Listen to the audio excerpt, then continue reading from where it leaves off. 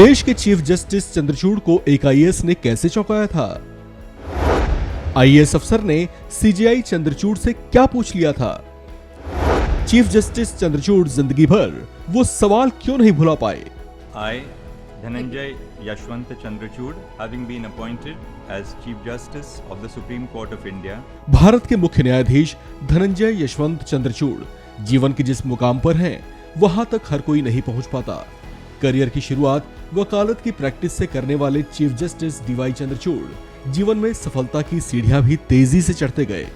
ऐसे में इनके जीवन की कई ऐसी घटनाएं हैं जो इनके जहन में आज भी रची बसी हैं, जिसे वे कभी भूल नहीं पाए।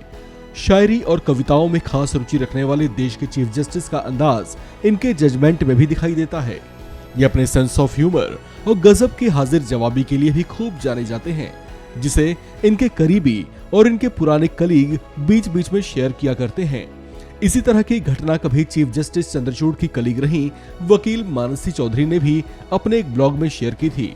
डीवाई चंद्रचूड़ के व्यक्तित्व को लेकर उन्होंने बताया था कि वे अपने सहकर्मियों का खूब ख्याल रखते हैं और अपने ह्यूमर से हमेशा माहौल बनाकर रखते हैं।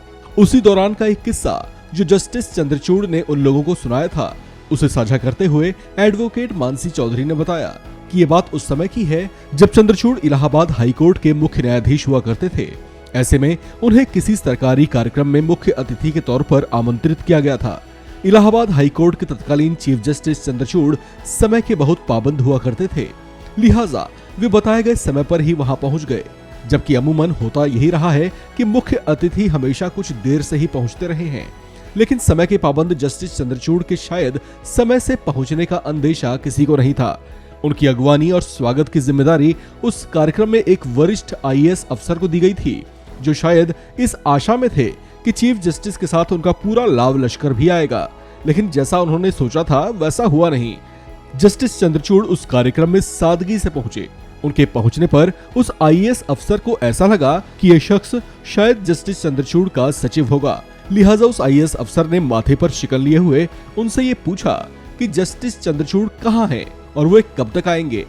उस आईएएस अफसर को ये पता नहीं चला कि जिस शख्स से वो चीफ जस्टिस के आने का वक्त पूछ रहा था वो कोई और नहीं बल्कि खुद चीफ जस्टिस चंद्रचूड़ ही थे।